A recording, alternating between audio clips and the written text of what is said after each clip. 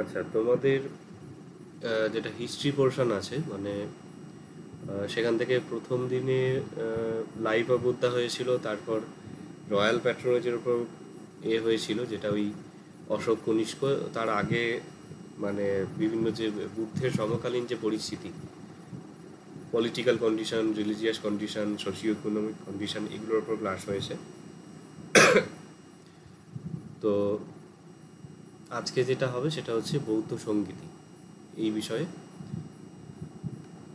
আর একদিন ক্লাস হবে, আরও কিছুটা পোর্শন বাকি রয়ে গেছে। তো মোটামুটি এই জায়গাটা শেষের দিকেই এসে গেছে। তো কাউন্সিল অর্থে সঙ্গীতি যেটা, সেটা ইংরাজিতে বলা হচ্ছে। সঙ্গীতির ব্যাপারটা তোমরা মোটামুটি জানো, প্রথম বৌদ্ধ সঙ্গীতি, দ্বিতীয় সঙ্গীত, বৌদ্ধ সঙ্গীতি ইত্যাদি। তবে তোমরা যেটুকু পড়েছিলে ওটা হয়তো একটা দুটো ইনফরমেশন, মানে একটা দুটো প্যারাগ্রাফের মতন জিনিস, এখানে একটু ডিটেলসে পড়তে হবে। এবং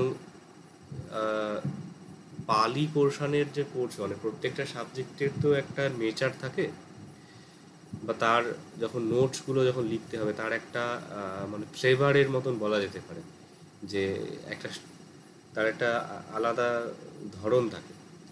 তো পালির ক্ষেত্রে যে বিষয়গুলো আছে এই হিস্ট্রি পোর্শনে, যেমন তোমার সঙ্গীতি পড়লে, অশোক পড়লে, কনিষ্ক পড়লে, এগুলো ইতিহাসের মধ্যেও পড়েছো, কিন্তু এখানের আসপেক্টটা হচ্ছে পালি সাহিত্য ভাষা। এই বিষয়গুলোর ওপরে পালি সাহিত্যে কি বলা হয়েছে, বা পালি সাহিত্যের সঙ্গে সামঞ্জস্য রেখে বিষয়বস্তুগুলো উপস্থাপন করা আছে।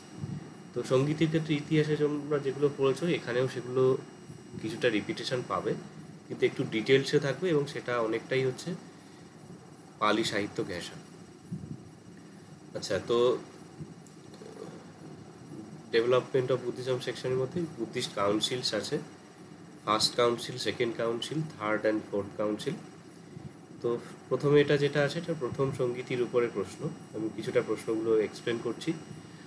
What do you mean by the term sangiti? সঙ্গীতি বলতে কী বোঝো? Give an account of any one of the sangitis with special reference to its historicity. তো বলছে যে সঙ্গীতি সম্পর্কে বলতে চারটি সঙ্গীতি মুখ্যত এখানে পাঠ্য আছে, আর তার ঐতিহাসিকতার উপরে কিছু বিবেচনা করতে বলেছে, মানে কতটা অথেন্টিক, ওই সময় আদৌ হয়েছিল নাকি হয়নি। কেন এই কথা বলা, এটা পরে সঙ্গীতিগুলো পড়তে গিয়ে কিছুটা প্রসঙ্গ উঠে আসবে। এখানে আরও বলছে যে বুদ্ধিস্ট কাউন্সিলের পালি টার্ম কি, ওই সঙ্গীতি যেটা, এবং সংজ্ঞায়ন বলে আরেকটি শব্দ প্রচলিত আছে। Write a note on the proceedings of the first Buddhist council pointing out its importance. তো প্রসিডিংস মানে কীভাবে প্রিপারেশন, আয়োজন কীভাবে হয়েছিল সঙ্গীতি, সেই সব সম্পর্কে বলা, এবং এর গুরুত্ব কী আছে। Discuss a question whether there is any historical foundation for the tradition about the Buddhist councils. Write a note on the proceedings of the first Buddhist council. ওই একই কথা। ফার্স্ট বুদ্ধিস্ট কাউন্সিলের ডিটেলস বলেছে, অ্যাজ ডেপিক্টেড ইন পালি text and discuss it's authenticity. পালি গ্রন্থগুলো কী বলছে সেই সম্পর্কে বলা। যেমন তোমরা পড়েছো চুল্লবর্গের, বিনাপিটক চুল্লবর্গের যে একাদশ স্কন্ধক আছে, পঞ্চশতিক স্কন্ধক, সেইখানে প্রথম সঙ্গীতির বিষয় আছে। এছাড়া মহাবংশ, দীপবংশ, সামন্ত পাশাদিকা ইত্যাদিতে এই বিষয়ে বলা আছে। পঞ্চশতী বিনয় সঙ্গীতি, এটা ওই প্রথম সঙ্গীতিরই নাম একটা। দ্বিতীয় সঙ্গীতিকে ওরকম সপ্তশতিক সঙ্গীতি বলা হয়। তৃতীয় সঙ্গীতিকে সাহস্রী সঙ্গীতি বলা হয়। পালিটা মানে সহস্রিক হবে। তো সবসময় যে প্রথম সঙ্গীতি দ্বিতীয় সঙ্গীতি বলবে তা না, এখানে পঞ্চশতী বিনয় সঙ্গীতি বললে সেখানে কিন্তু প্রথম সঙ্গীতিকে ইন্ডিকেট করছে। এখানে ওই হোয়াট আর দ্য মানে সার্কামস্ট্যান্সেস ফার্স্ট বুদ্ধিস্ট কাউন্সিল, ওই একই কথা এখানেও মোটামুটি একই বলেছে, যে and estimate it effect on Buddhism, বৌদ্ধ ধর্মের প্রভাব কী। তো মোটের ওপরে প্রথম বৌদ্ধ সঙ্গীত থেকে যে যে প্রশ্নগুলো আসছে সেটা হচ্ছে সঙ্গীতি কাকে বলে, পালিতে মানে বুদ্ধিস্ট কাউন্সিল বললে পালিতে কি বোঝায়, পঞ্চশতী বিনয় সঙ্গীত কাকে বলে, প্রথম সঙ্গীতির কি কি আয়োজন হয়েছিল, অ্যারেঞ্জমেন্ট হয়েছিল, তার কি এফেক্ট হয়েছিল বৌদ্ধ ধর্মের ওপর, বা তার কি গুরুত্ব আছে, এইগুলো হচ্ছে এখানে প্রশ্ন। এই সমস্ত বিষয়গুলো একত্র করে এই যে নোট আসে সেখানে বলা। আচ্ছা, ইতস্তত বিক্ষিপ্ত কিংবা বিপর্যস্ত। বিক্ষিপ্ত মানে ছড়িয়ে ছিটিয়ে আছে, এটা মানে এটা এখানে মানে এখানে আছে, ওটা ওখানে আছে এরকম। আর বিপর্যস্ত মানে হচ্ছে ঘেঁটে আছে, যেটা আছে কিন্তু এদিক ওদিক ছড়িয়ে। বিপর্যয় শব্দটা আছে, যেটা ওই প্রাকৃতিক বিপর্যয়, এদিক ওদিক, বা বর্ণ বিপর্যয় শব্দটা শুনেছ হয়তো, যেখানে লেটারগুলো আগে পরে হয়ে যাচ্ছে, মানে বাতাসা ত স আছে, সেটা বা সাতা উচ্চারণ হচ্ছে, স আগে চলে যাচ্ছে, ত পরে চলে যাচ্ছে, এইরকম। তো এইরকম বুদ্ধ বচনের সংস্কারের জন্য অভিজ্ঞ ভিক্ষুগণ বহুবার সমবেত হয়ে প্রচলিত বুদ্ধ বচনের সংস্কার সাধন করেছেন। এই জাতীয় মহতী সভায় সংকলিত বুদ্ধ বচনকে সমবেতভাবে আবৃত্তি করা হতো বলে এগুলি সঙ্গীতি বা সংজ্ঞায়ন নামে অভিহিত। সংজ্ঞায়ন শব্দটা কিন্তু পালিতে প্রয়োগ হয়। সঙ্গীতিটা আমরা সার্বিকভাবে দেখি, ইতিহাসেও দেখতে পাওয়া যায়। আচ্ছা, এর মধ্যে প্রথম সঙ্গীতি সম্পর্কে জানা যায়। আচ্ছা, প্রত্যেকটা সঙ্গীতির শুরুতেই কিন্তু এই কথাটি বলা আছে, সঙ্গীতি কাকে বলে। তো এটার ক্ষেত্রে পুরানো স্টুডেন্টরা যারা লিখছে, ওদের তো প্র্যাকটিস হচ্ছে এখন, অনেকেই দেখলাম গড়বড় করেছে। প্রথমেই প্রথম সঙ্গীতি সম্পর্কে যে বিবরণ বলে দিয়ে তারপরে সঙ্গীতি কাকে বলে লিখছে, এটা কিন্তু লেখার ধরন না। বড় প্রশ্ন যখন লিখবে তার কিন্তু একটা ফরম্যাট আছে। নাটক সিনেমা মানে অ্যাকচুয়ালি অ্যাক্টিংয়ের একটা ফরম্যাট থাকে, মানে মিডলে মোটামুটি মাঝামাঝি গিয়ে তার একটা ক্লাইম্যাক্সে ওঠে, তারপর গিয়ে আবার সেটা একটা ফল করে। প্রথমেই যদি ক্লাইম্যাক্স থাকে তাহলে তারপরে গিয়ে ঝুলে গেল জিনিসটা, তাহলে লোকে আর দেখবে না, নাটক ছেড়ে চলে যাবে বা সিনেমা হল ছেড়ে চলে যাবে। তো বড় প্রশ্নের কিন্তু একখানা লেখার একটা প্যাটার্ন থাকে, বিষয়বস্তুকে উপস্থাপনের একখানা রীতি থাকে। যাই হোক, লিখতে লিখতে তোমাদের কিছুটা আয়ত্ত হবে। তো সঙ্গীতি সম্পর্কে যখন বলছে, প্রথমে সঙ্গীতিটা কি সেটা বলতে হবে, তারপরে প্রথম সঙ্গীতিটা কি সেটা বলতে হবে। যদি দ্বিতীয় সঙ্গীতি বা তৃতীয় সঙ্গীতি হয়, সেক্ষেত্রে দ্বিতীয় সঙ্গীতের আগে প্রথম সঙ্গীতি হয়েছে, এবং প্রথম সঙ্গীতি থেকে কি কি মানে ঘটনা প্রবাহ হচ্ছে, বা কেন দ্বিতীয় সঙ্গীতি অনুষ্ঠিত হচ্ছে, এই বিষয়গুলো মোটামুটি উল্লেখ করতে হবে। তারপরে গিয়ে সঙ্গীতিতে কি হলো সেটা, তো এই উপস্থাপনার একটা বিষয় আছে, এবং শেষে তোমাকে কিছু সমালোচনা করতে হবে, উপসংহার যেটা, সেটার প্রসঙ্গে কিছু মন্তব্য থাকবে, তার ভালো মন্দ ইত্যাদি বিষয়। তো এইটা একটা লেখার ফরম্যাট। এটা তোমাদের মধ্যে অনেকেরই এই জিনিসটা নেই, কেন নেই আমি জানি না। হয়তো এইচএসের পরে তো মানে আর্টস জাতীয় সাবজেক্টের সঙ্গে সম্বন্ধ মিটে গেছে বলে, বা অনেকে হয়তো মানে পড়াশোনার সঙ্গে মানে এই বড় প্রশ্ন পড়ার যে এর সঙ্গে তোমরা ছেড়ে বেরিয়ে এসেছো বলে হয়তো এই জিনিসগুলো আসছে। মানে চাকরির পরীক্ষাতে এমসিকিউটাই বেশি পড়তে হয়। তো এই জায়গাটা কিন্তু তোমাদের রপ্ত করতে হবে। এমন নয় যে একটা নোট তোমরা মুখস্থ করে লিখে দিলে, এটা কোনো কথা না। মানে ওই ইনফরমেশানগুলো তোমাদের নিজেদের রাখতে হবে, এবং এক্সামের হলে বসে যাতে নিজে থেকে এই ফরম্যাটে নোটটা বানাতে পারো, সেই ক্যাপাসিটি রাখা উচিত। তো আমি কিন্তু মানে পড়ে নিতাম, পড়ে এক্সাম মানে হলে বসে আনসারগুলো বানাতাম। তো সেই ক্যাপাসিটি না থাকলে কিন্তু লেখার মানে মুখস্থ করে কোনো দিন ভালো নাম্বার পাবে না। আচ্ছা, তো সঙ্গীতির বিষয় বলা হলো, এবার প্রথম সঙ্গীতির সম্পর্কে বলা হচ্ছে যে মানে তার রেফারেন্স দেওয়া হচ্ছে। প্রথম সঙ্গীতি কোথায় কোথায় থেকে আমরা জানতে পারি। তো বিভিন্ন বৌদ্ধ গ্রন্থ, যেমন বিনয় পিটকের চুল্লবর্গের একাদশ স্কন্ধক, পঞ্চশতিক স্কন্ধক, এখানে নামটা উল্লেখ করতে পারো। তোমাদের এর আগে বলেছি যে একটা লেখার নাম্বার ডিপেন্ড করবে মানে তার ওপর তুমি কতগুলো কোটেশান দিচ্ছ, পালিতে কোটেশান, তার ওপরে প্রপার নাউনগুলো ঠিকঠাক থাকছে কি না, এবং একটা স্ট্যাটিস্টিক্সের ব্যাপার থাকে, হিসাবগুলো। যেমন ধরো বিনয় পিটকের ওই 4টে পারাজিকা, 13টা সংঘাতিশেষ, 2টো অনিয়ত, 30টা নিঃসর্গবাদী, এই সংখ্যাগুলো যদি কেউ লিখতে পারে, অবভিয়াসলি সেটা একটা এফেক্ট করবে।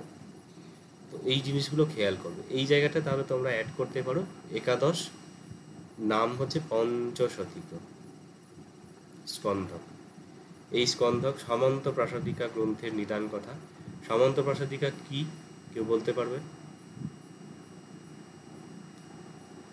এটা আমাদের একজন ফিলোসফি টিচার ছিলেন, তিনি খুব সুন্দর কিভাবে লিখতে হয় কিছু কিছু প্রিন্সিপালগুলো আমাদের বলে দিয়েছিলেন।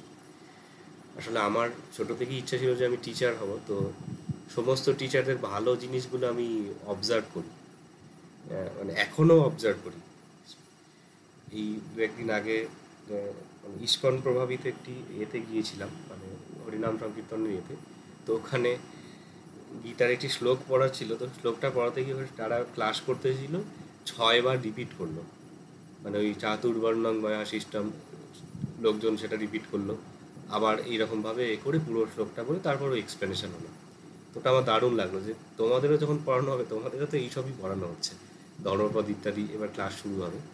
তো ওইখানে যদি এই রিপিটেশনের জায়গাটা করানো যায়, তাহলে অ্যাটলিস্ট মুখস্থ হোক না হোক তোমাদের পালি উচ্চারণের জড়তাটা কেটে যাবে।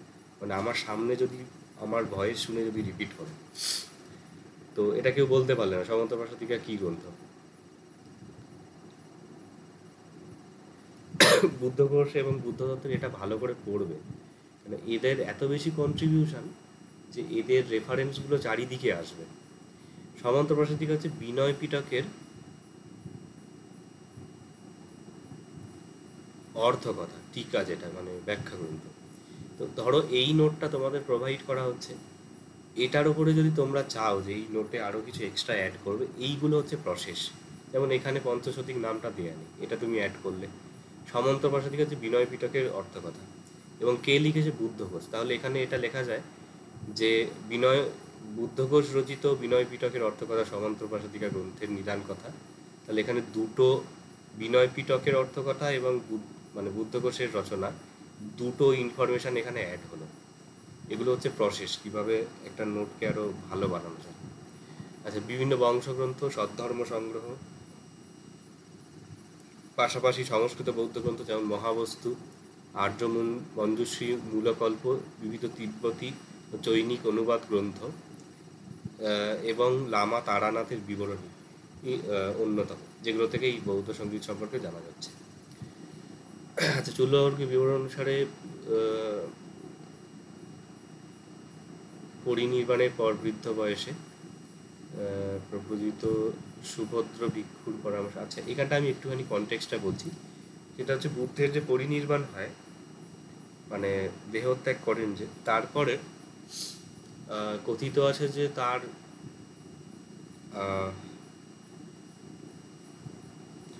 মোস্ট প্রবাবলি ওনার মানে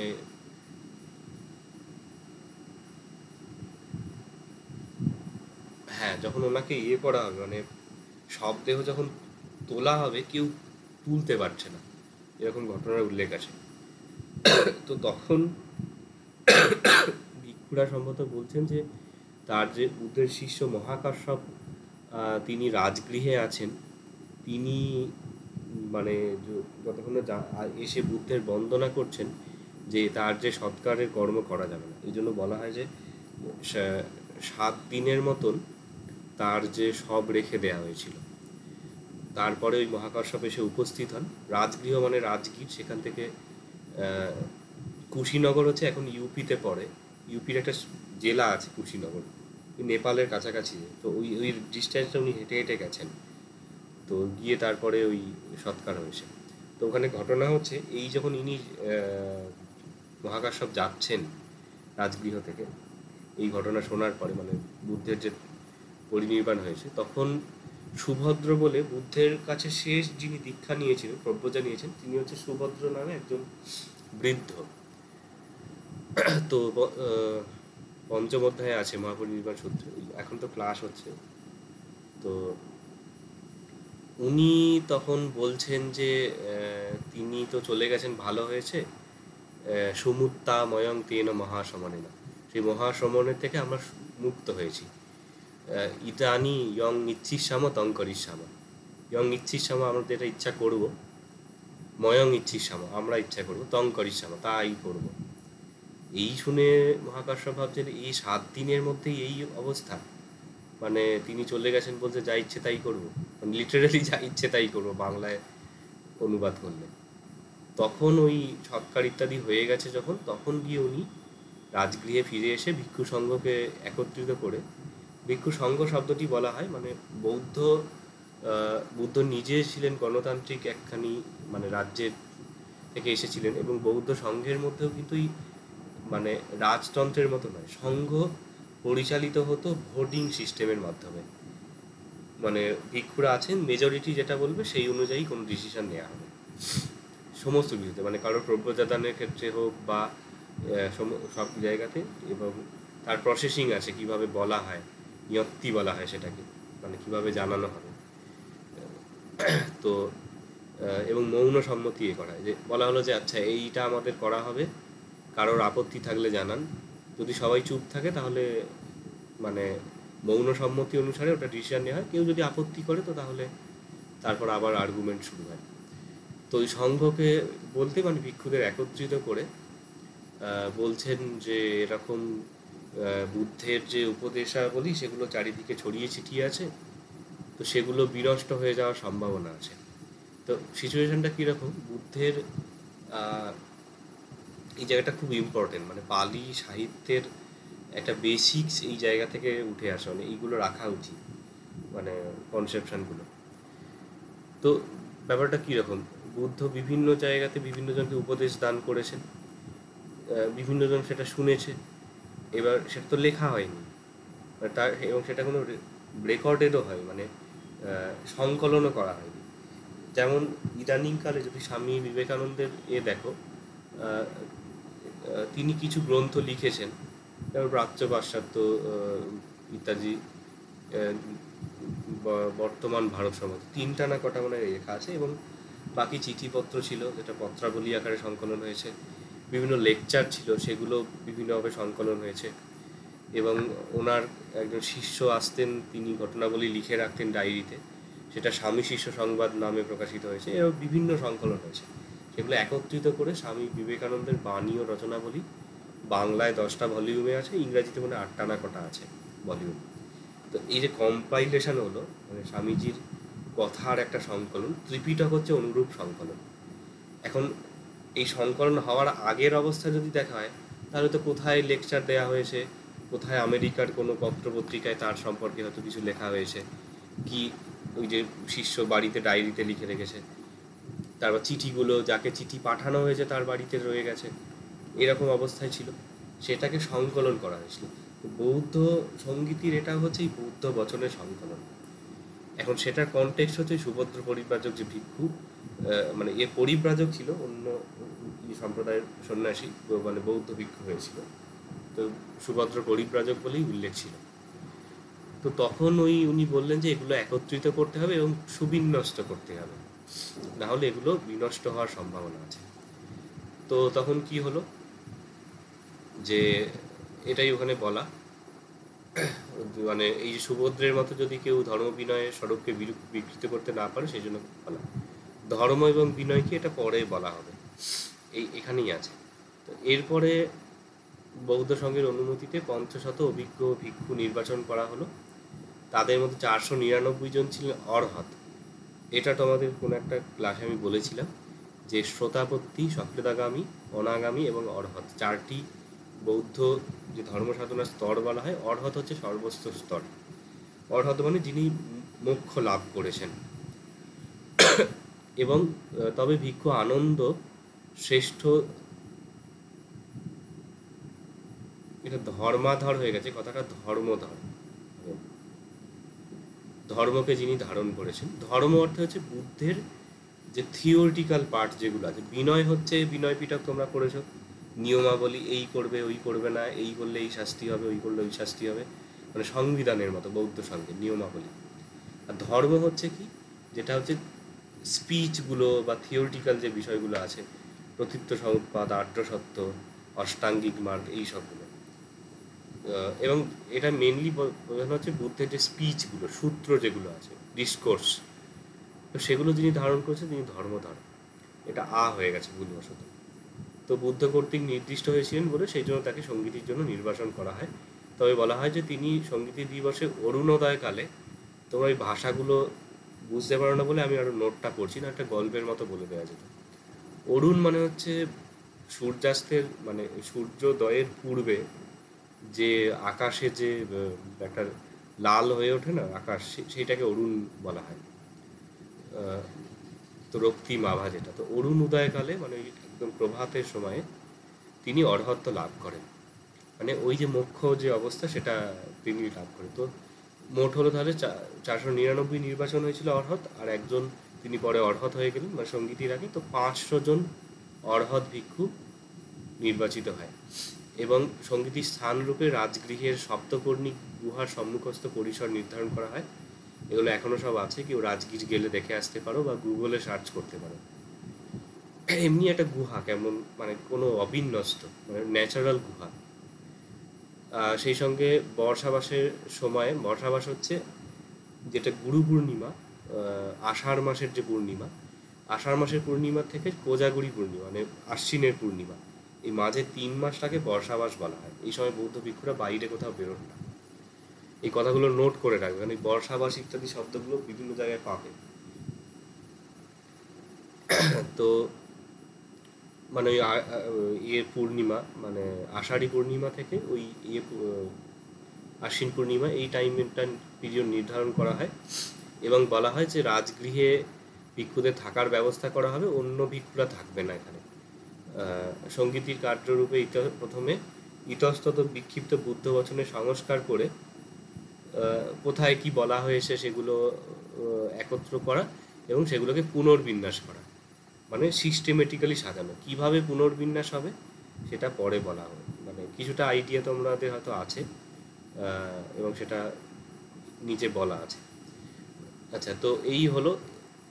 তারপরে বুদ্ধ বচন মানে পুনর্গঠিত রূপ সমবেতভাবে আবৃত্তির মাধ্যমে হৃদয়ঙ্গম করার পরিকল্পনাও গৃহীত হয়, মানে কণ্ঠস্থ করা। সেকালে তো লেখালেখির চল ছিল না, বেদ যেমন কণ্ঠস্থ করে রাখা হতো, ত্রিপিটকও এরকম কণ্ঠস্থ করে রাখার ইয়ে আছে। এবং আজও অনেক ভিক্ষু আছেন শ্রীলঙ্কা প্রভৃতি, শ্রীলঙ্কায় এক্স্যাক্ট জানি না, কিন্তু বার্মাতে এরকম আছে, ত্রিপিটক ধর বলা হয় তাদের, গোটা ত্রিপিটক কণ্ঠস্থ। বিনয়ধর আছে, বিনয় পিটক কণ্ঠস্থ, এরকম সব আছে। তো মহাবংশ অনুসারে বলা হচ্ছে যে এটা পালি কোটেশন। বৎসানং দ্বিতীয় মাসে দ্বিতীয় দিবসে বলো, এইটা বোধ হয় তোমরা প্রথম পালি কোনো কোটেশন দেখছো লেখায়।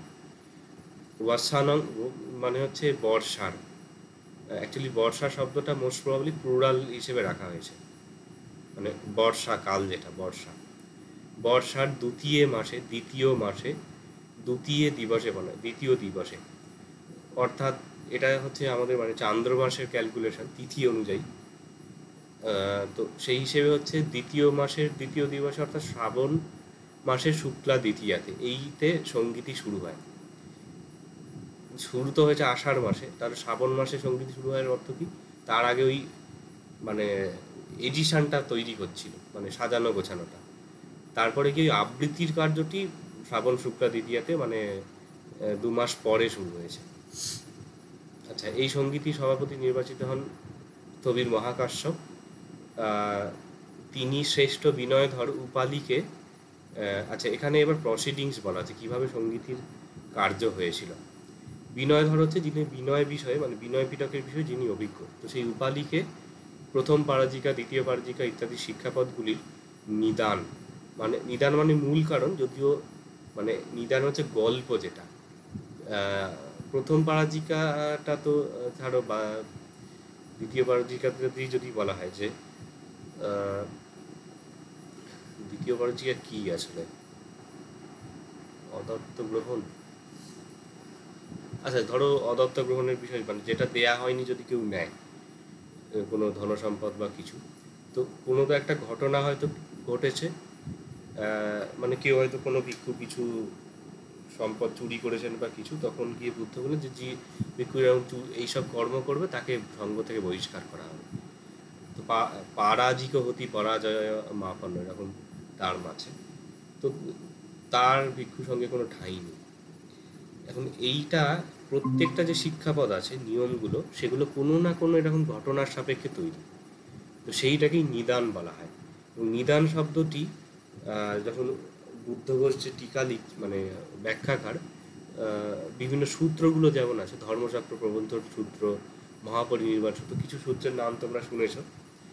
তো তার যখন উনি ব্যাখ্যা লিখতে মানে ব্যাখ্যা লিখছেন, শুরুতে এরকম নিদান বলে একটি অংশ রাখেন।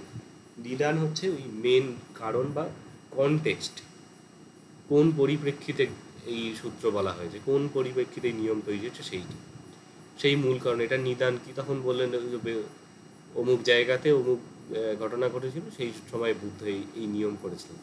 পুদ্গলতে হচ্ছে অপরাধী ব্যক্তি, কার প্রসঙ্গে হয়েছিল। বস্তু হচ্ছে অপরাধের বিষয়বস্তু, মেন কন্টেন্টটা কি। যেমন প্রথম বাজিকার ক্ষেত্রে যে মানে মৈথুনের কথা বলা হচ্ছে, দ্বিতীয় বাজিকায় তৃতীয় যে অদত্ত গ্রহণ, কোনোটা হচ্ছে কাউকে যদি কেউ হত্যা করে বা নিজেকে অর্হৎ না হয়ে অর্হৎ বলে প্রকাশ করে, এটা হলো মেন অপরাধ। এবং প্রজ্ঞপ্তি, সেই সম্পর্কে এক্সট্রা যদি কিছু বলা হয়ে থাকে সেইটা। অনুপ্রজ্ঞপ্তি ইত্যাদি বিষয়গুলো আছে, মানে ডাইরেক্ট বলা হলো, পরোক্ষভাবে যদি কিছু বলা হলো ইত্যাদি। এগুলো সব পালিতে টার্মগুলো হয়, পুগ্গল, বত্থু, পৈয়ত্তি, সেগুলো বাংলা করে দেয়া হয়েছে। এইভাবে একের পর এক শিক্ষাপদ সম্পর্কে তথ্য সংগ্রহ করে উভয় বিভঙ্গ, অর্থাৎ ভিক্ষু বিভঙ্গ এবং ভিক্ষুণী বিভঙ্গ সংকলিত হয়। ভিক্ষু বিভঙ্গ ভিক্ষুণী বিভঙ্গের প্রসঙ্গে তোমরা জানো যে এই পাতিমক্ষর মধ্যে যে নিয়মগুলো আছে 227টা, ওদিকে ভিক্ষুণীদের ক্ষেত্রে 311টা, তার পুরো ডিটেলস ওখানে সংকলিত আছে। ওই জন্য বিভঙ্গ বা ব্যাখ্যা বলা হচ্ছে। কোথায় বলা হয়েছে, কাকে বলা হয়েছে, কেন বলা হয়েছে, সেটার কোনো এক্সটেনশন আছে কি না, এই রকম, মানে কোন ক্ষেত্রে সেটাকে ছাড় দেয়া হবে। আমার এক্সাক্ট মনে পড়ছে না, কোনো এক্সাম্পল দেখাতে পারলে ভালো হতো। যে যেমন একটা এক্সাম্পল আছে, ওই জুতো পরার প্রসঙ্গে। এমনিতে ভিক্ষুদের জুতো পরা নিষেধ, কিন্তু যদি কারোর পায়েতে খোস পাঁচড়া বা কিছু, মানে পায়ে কোনো ক্ষত বা কিছু তৈরি হয়, তখন তো খালি পায়ে হাঁটা কষ্ট দেয়। তখন নিয়ম হলো যে না, তাহলে ছাড় দেয়, মানে জুতো পরা যাবে। এবং সেগুলো হচ্ছে কোনো ঘটনা সাপেক্ষে।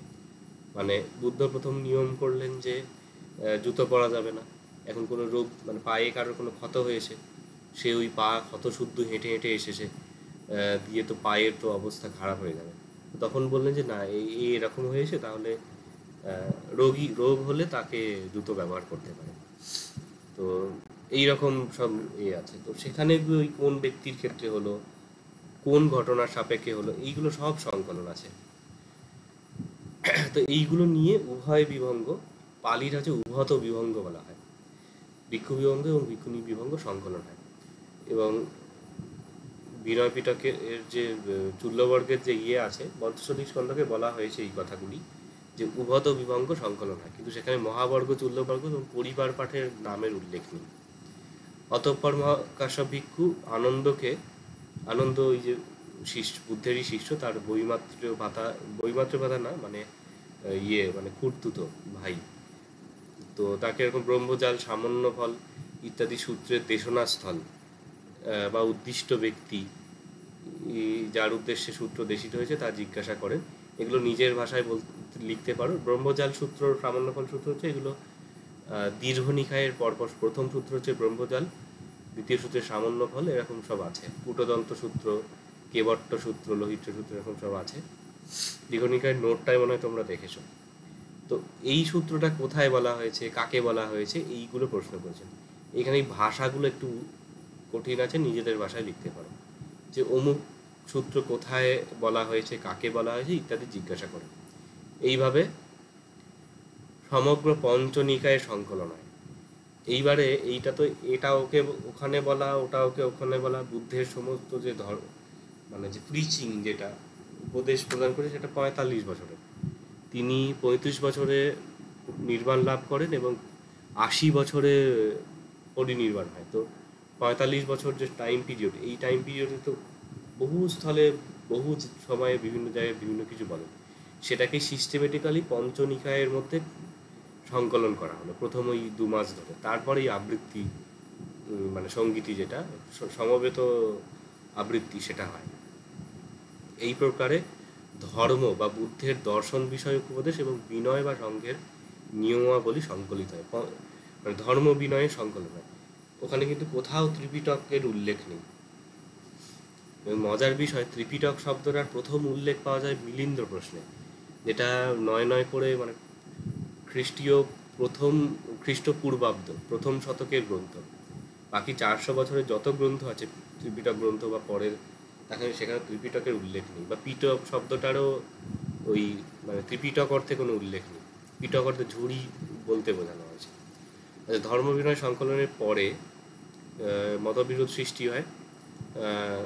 তার কারণ হচ্ছে, এটা মহাপরিনির্বাণ সূত্রে উল্লেখ আছে যে মহাপরিনির্বাণ মানে পরিনির্বাণের পূর্বে, মানে দেহত্যাগের পূর্বে বুদ্ধ বলেছিলেন যে সংঘ চাইলে ক্ষুদ্রানুক্ষুদ্র শিক্ষাপদ সেগুলোকে বর্জন করতে পারে, কিন্তু কোনগুলো ক্ষুদ্রানুক্ষুদ্র শিক্ষাপদ সেটা জিজ্ঞাসা করা হয়নি। শিক্ষাপদ বলতে তো নিয়মগুলো, বিনয় পিটকের নিয়ম যেগুলো আছে। তখন সংঘের মধ্যে মতভেদ তৈরি হয়। কেউ বলছে যে না, পারাজিকা বাদ দিয়ে বাকিগুলো হচ্ছে ক্ষুদ্রানুক্ষুদ্র, কেউ বলছে পারাজিকা সংঘাতিশেষ বাদ দিয়ে বাকিগুলো, এইরকমভাবে মতবিরোধ হচ্ছে। তখন মহাকাশ্যপ বলছেন যে যে গৃহস্থ যারা আছেন তারা আমাদের শিক্ষাপদগুলো জানেন মোটামুটি কী কী সঙ্গের নিয়মাবলী। তা আমরা যদি এইরকম এই বুদ্ধের পরিনির্বাণের 2-3 মাসের মধ্যে, বুদ্ধের পরিনির্বাণ হচ্ছে বৈশাখী পূর্ণিমায়, আর দিকে সঙ্গীতি হচ্ছে শ্রাবণ মাসে, কমাস আছে, 3 মাস 4 মাসের গ্যাপ। তো এই কদিনের মধ্যেই যদি আমরা নিয়মকানুন বাদ দিতে শুরু করি, তাহলে লোকে বলবে যে এরা তো এরই মধ্যে সব নিয়মের নটচড় করতে শুরু করেছে। তো ওই জন্য উনি বলছেন যে ওটা যেমন আছে সেটা সেরকম থাকে, কিছু বাদ দেওয়ার দরকার নেই। তো এইটা থেকে গিয়ে এবার গোলমাল শুরু হয়। তখন ভিক্ষু সংঘ আনন্দ ওর ওপরে করেন যে দুঃখটা বলে অপরাধের আরোপ করেন। দুঃখটা মানে হচ্ছে দুষ্কৃত শব্দটা, তিনটা কথা গেল, এটা পালি শব্দ, মানে বাংলা হবে দুষ্কৃত। দুষ্কৃতি মানে যে খারাপ কাজ করে, দুষ্কৃত মানে হচ্ছে খারাপ কাজ, এই অর্থে বোঝাচ্ছে। তো দুঃখটা অপরাধ বলা হয়, এটা পালিটা আপত্তি বলে, দুঃখটা আপত্তি। তো কেন আপনি জিজ্ঞাসা করেন? আনন্দ ওখানে ছিলেন, উনি বললেন যে আকাঙ্ক্ষ মান আনন্দ সংঘ ক্ষুদ্রানুক্ষুদ্র শিক্ষাপদানি সমূহানে, এটা মহাপরিনির্বাণ সূত্রে আসে, তোমাদেরও পড়ানো হবে, এগুলোর উপর প্রশ্ন থাকে অনেক সময়। তো ওখানে এবার উনি জিজ্ঞাসাই করতে ভুলে গেছেন যে কোনটা ক্ষুদ্রানুক্ষুদ্র শিক্ষাপদ। তখন বলে যে আপনি কেন জিজ্ঞাসা করেননি, আপনি সামনে ছিলেন তখন। তো তখন আনন্দ বলছেন যে তার বুদ্ধের পরিনির্বাণ হবে, তখন আর কিছু মাথায় থাকে। উনি বলছেন যে আমি শোকগ্রস্ত ছিলাম বলে ভুলে গিয়েছি। এবার আরও অনেকগুলো তার ওপর মানে অ্যাকিউজিশন করা হয় শোকজ করার জন্য, কেন এরকম করলেন। আর একটি ঘটনা ছিল যে সেলাই করার সময় তিনি বুদ্ধের চিবর মারিয়েছেন। চিবর মানে তো বস্ত্র, যেটা চিবরটা অনেক বড় হয়, মানে বুদ্ধর নাকি ভীষণ দীর্ঘকায় ছিলেন, এবং তার যে দৈর্ঘ্যপ্রস্থ মানে হিসাব বলা হয় সেটা মানে অতি মানবিক। বুদ্ধের যে চিবর বিরাট আকৃতি, ভিক্ষাপাত্র বিরাট আকৃতি, ওগুলো পালি গ্রন্থগুলোতেই এরকম বলা হয়েছে। যাই হোক, তো মানে এত বড় ওটা এক প্রান্তে করে সেলাই করা খুব মুশকিল, তো উনি হয়তো মারিয়ে গিয়েছিলেন। তখন আনন্দ বলেন যে এটা অশ্রদ্ধাবশত উনি করেননি, ওটা সেবার জন্যই করেছেন। তারপর পরিনির্বাণের পর তিনি নারীদের দিয়ে প্রথম তথাগতের বন্দনা করেন, মানে নারী বা ভিক্ষুণী যারা ছিল তারা আগে প্রথম করেন। তো সেখানে আনন্দ বলছেন যে তারা অত্যাধিক ক্রন্দন করছিল এবং তাদের ক্রন্দনে তথাগতের শরীর অশ্রুসিক্ত হয়ে পড়ছিল। ওখানেও বেশ সুন্দর বিবরণ আছে, আবর্তন্তি বিবর্তন্তি ছিন্ন পাতং প্রবর্তন্তি, এরকম মানে বাংলায় বলে না যে গড়াগড়ি দিচ্ছে, মানে আবর্তন্তি মানে হচ্ছে ভার্টিক্যালি গড়াগড়ি, মানে ভূমিতে চলছে, আর বিবর্তন্তি মানে হচ্ছে ডিগবাজির মতন, মানে না, এটা হচ্ছে হরাইজন্টালি গড়াগড়ি, আর এটা হচ্ছে ভার্টিক্যালি, মানে একদম ডিগবাজির মতো খাচ্ছে শোকেতে। ছিন্ন পাতং প্রবর্তন্তি মানে গাছে গোড়া কেটে দিলে যেমন ধপ করে পড়ে না, মানে আস্তে আস্তেই একটু পড়ে, সেই রকমভাবে এত শোকগ্রস্ত কাঁদতে কাঁদতে ওরকম পড়ে যাচ্ছে। তো যাই হোক, পালি ভাষার সঙ্গে অনেক ভাষা বা কালচারের সঙ্গে আমাদের মিল আছে। যেমন অডিও পরিবেশনা সূত্র, এটা পাঠ্য আছে তোমাদের। ওইখানে মানে আছে যে সন্ধ্যার সময় যে বুদ্ধ ধ্যান থেকে উঠেছেন, উঠে বলছেন আনন্দকে যে চলো পূর্বারামে যাব। পূর্বারাম একটা বিহার, বৌদ্ধ বিহার। তো গিয়ে গত্তানি পরিসিঞ্চিত, মানে গা ধোয়ার জন্য, লিটারালি গা ধোয়ার জন্য, স্নানের উল্লেখ নেই। তো মানে সন্ধ্যাবেলা উঠে গা ধোয়ার যে রীতি, শহরের লোক কী করে জানি না, কিন্তু গ্রামাঞ্চলে এটা এখনো এরকম আছে। এটা ভারতবর্ষের যে আবহাওয়া, সে 2500 বছর আগে একই রকমই ছিল, এবং তখনও লোকে গা ধুতো। তো এরকম অনেক কিছু আছে।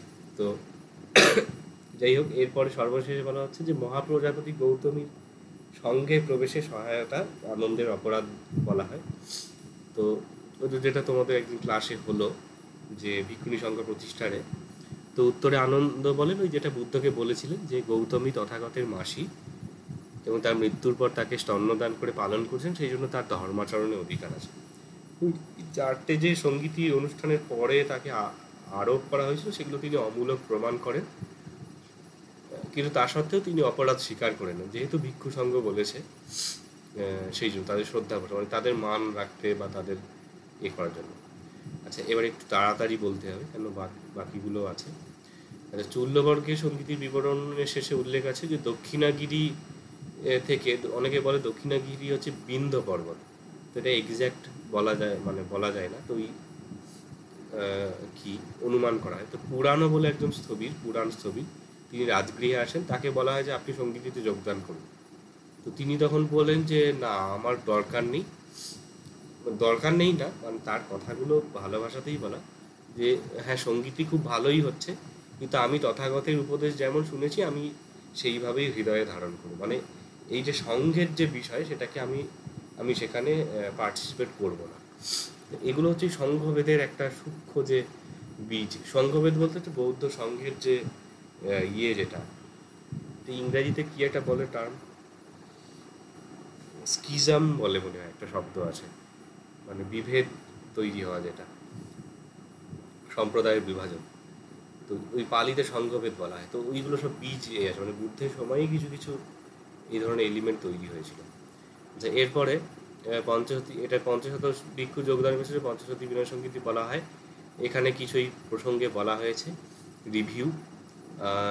এরও গুরুত্ব অপরিসীম, কেননা বুদ্ধ যে সকল উপদেশ দিয়েছিল সেটা এখানে সংকলিত হয়।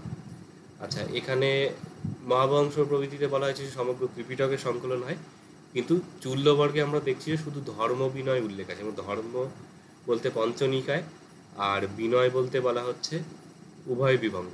মহাবর্গ, চূল্যবর্গ, পরিবার পাঠ, বিনয় পিটক, মডার্নের বিনয় পিটক, তার উল্লেখ নেই, এবং অভিধর্মের কোনো উল্লেখই নেই। এবং অভিধর্ম পিটকের কথাবস্তু তো 200 বছর পরে তৃতীয় সঙ্গীতিতে রচিত হয় অশোকের সময়ে। এইসব বিষয় এখানে বলা আছে।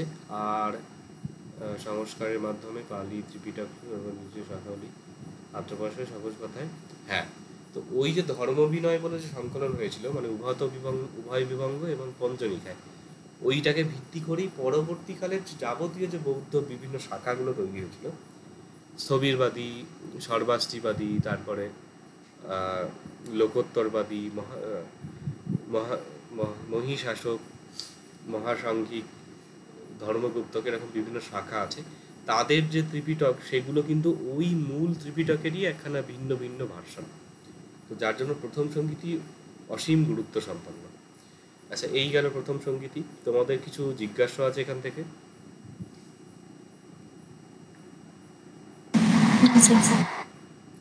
ঠিক আছে। আচ্ছা, এবার দ্বিতীয় সঙ্গীতি। প্রথম সঙ্গীতি হচ্ছে অজাতশত্রুর সময়। এখানে নোটে কি লেখা আছে? মোস্ট প্রবাবলি এটা মেনশন নেই। বর্ষানাং দ্বিতীয় মাসে এটা অ্যাড করবে যে অজাতশত্রুর রাজত্বকালে, খাতায় নোট করে রাখো, নোট লেখার সময় করবে, অজাতশত্রুর রাজত্বকালে প্রথম সঙ্গীতি হয়েছিল। আচ্ছা, এবার যদি হিস্ট্রি দেখা হয়, মগধের হিস্ট্রি, অজাতশত্রুর পরে উদয়ভদ্র, নাগ দশক ইত্যাদি 3-4 জন রাজা ছিলেন, সব পিতৃহন্তা, মানে বাবাকে হত্যা করে রাজা হয়েছে। তারপরে ওই শিশুনাগ বংশের যে প্রবর্তন হলো, শিশুনাগ এবং তার পরে সন্তান মনে হয় কালাশোক ছিলেন। তো কালাশোকের সময়কালে রাজধানী হয়ে গেছিল বৈশালী। তো কালাশোক মোটামুটি বৌদ্ধ ধর্মের পৃষ্ঠপোষক ছিলেন। তো সেই সময়ে কি ঘটনা হয়, আচ্ছা আগে প্রশ্নগুলো বলি। ওই proceedings of second Buddhist council, authenticity, circumstances, point out effect on Sangha, council may claim discrimination history. আচ্ছা, মোট কথা এখানে যে বিষয়গুলো বলছে যে ওই দ্বিতীয় সঙ্গীতির যে প্রসিডিংসগুলো বলতে তার অথেন্টিসিটি, আদৌ কি দ্বিতীয় সঙ্গীতি হয়েছিল, তার ঐতিহাসিক সত্যটা কতটা, এগুলো আসলে মানে বলতে নেই। পাশ্চাত্যের যারা স্কলার আছে না, তারা কোনোদিনই ভারতীয় ইতিহাস বা সেগুলোকে ভালোভাবে কোনো মানে কমেন্ট বা বিশ্লেষণ করেনি। সব জায়গাতেই এরকম নেগেটিভ জিনিস ঢুকিয়ে রেখেছে। না দ্বিতীয় সঙ্গীতি হয়নি, তারপরে এটা ঐতিহাসিক সত্য নয়, ওটা ঐতিহাসিক নয়, এই সব কথায় ভরপুর। উইন্টারনিটসের যে আছে মানে তার লেখাগুলোর মধ্যে এরকম ছত্রে ছত্রে, history of Indian literature second volume যেটা আছে, তার মধ্যে বৌদ্ধ সাহিত্য এবং জৈন সাহিত্যের আছে, সেখানে বিভিন্ন জায়গাতে এরকম নেগেটিভ কমেন্ট দেওয়া আছে।